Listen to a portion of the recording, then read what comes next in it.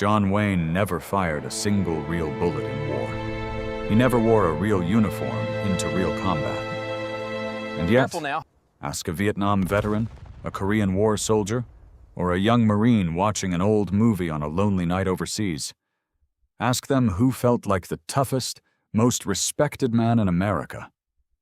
And many of them will say the same name, John Wayne. That is the strange, powerful contradiction we're going to unpack today. A man who spent his entire career playing soldiers, cowboys, and warriors on screen, but who never stepped onto a real battlefield himself. And yet, somehow, he became one of the most beloved figures among the very men who did. How does a movie star earn that kind of respect from real heroes? Stick around, because this story is bigger than Hollywood.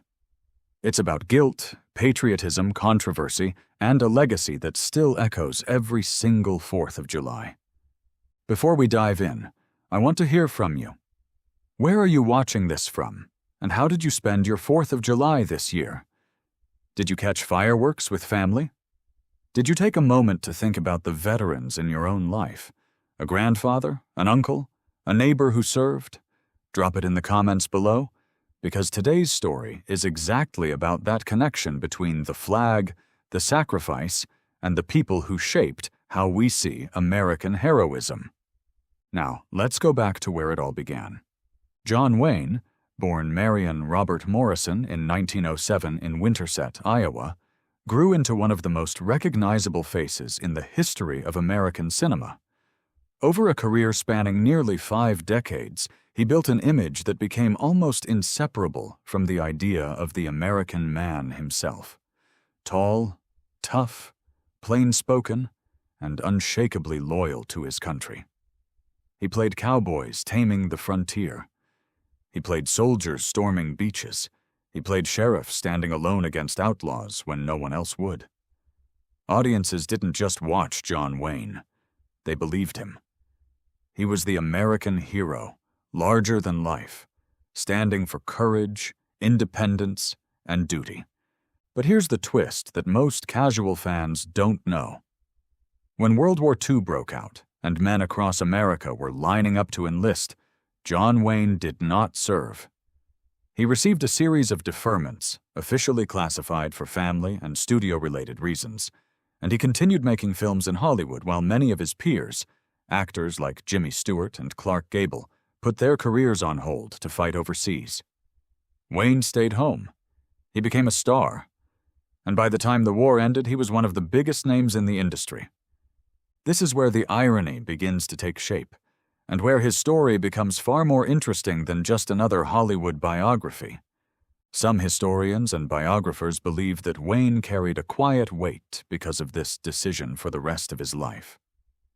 Whether it was guilt, a sense of unfinished duty, or simply deep admiration for the men who did what he did not, something shifted in him. He began to pour an extraordinary amount of energy into portraying and supporting the military, not just as entertainment, but almost as a personal mission. His characters became increasingly patriotic, increasingly devoted to depicting soldiers with dignity and honor. Some critics have argued that Wayne used the screen to live out a version of service he never experienced in real life. Whether or not that's the full truth, one thing is certain. Real soldiers noticed, and they responded to it. This passion reached its clearest expression in 1968, with a film Wayne didn't just star in, he fought to make happen. That film was the Green Berets. At a time when American public opinion on the Vietnam War was rapidly turning, and Hollywood was largely staying silent or openly critical, John Wayne did something almost no one else in the industry dared to do. He personally produced and co-directed a film that portrayed U.S. Special Forces in Vietnam as heroic, principled, and worth fighting alongside. He believed deeply that American troops deserved a film that honored their service rather than questioned it. Critics tore the film apart for being propaganda-like and out of step with the national mood. But soldiers overseas didn't see it that way.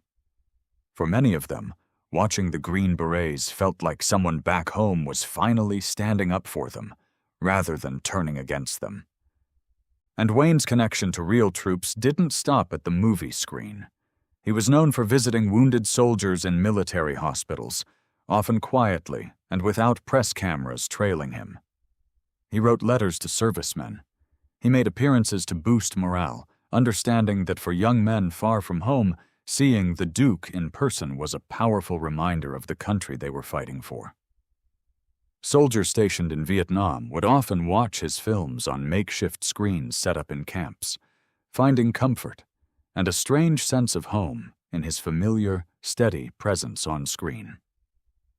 This is where the veteran community's response becomes the heart of the story. Countless personal accounts from Vietnam-era soldiers describe Wayne not as a distant celebrity, but as someone who genuinely seemed to be on their side when much of the country was turning away. Letters and interviews collected over the years reveal a recurring theme. Soldiers felt seen by Wayne. They felt that his films, his public statements, and his hospital visits were not just publicity stunts, but a genuine reflection of respect. Many veterans have said that Wayne's movies gave them something to hold on to, a version of America that still believed in courage, sacrifice, and coming home to a hero's welcome, even when reality was far more complicated. Wayne also contributed financially and publicly to veteran causes throughout his life, using his fame to draw attention to the needs of returning soldiers, especially during a period when many Vietnam veterans faced public hostility rather than gratitude upon coming home.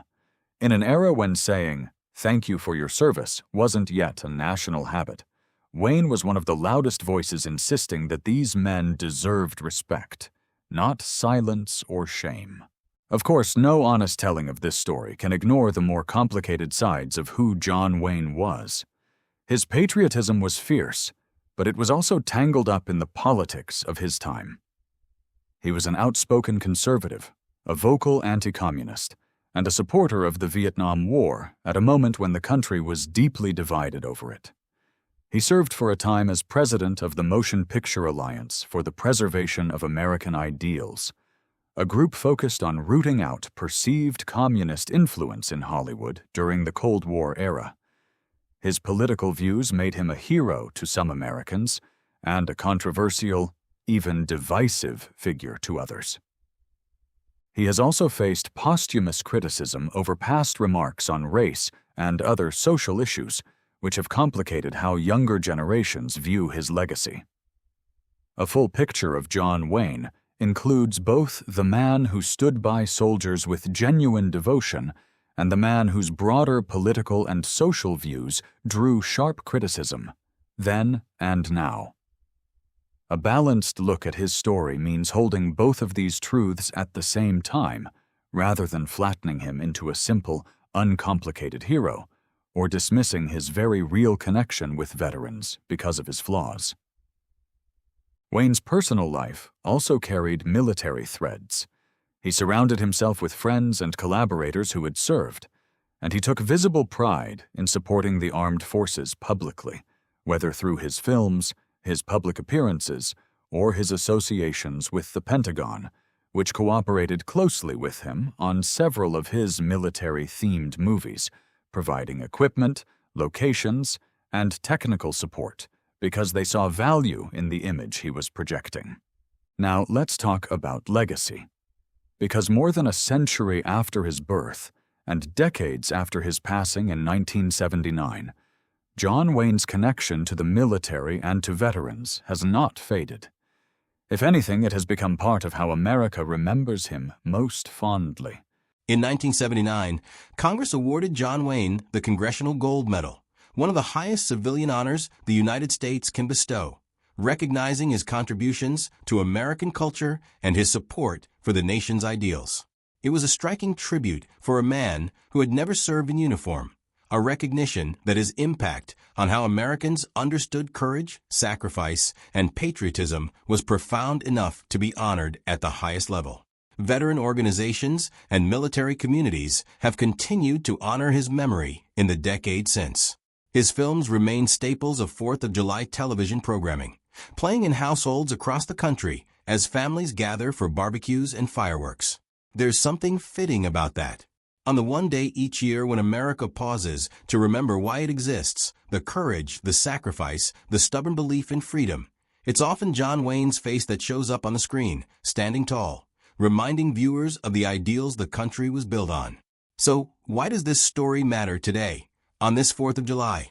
Because it's a reminder that patriotism isn't always simple, and heroism isn't always what it first appears to be.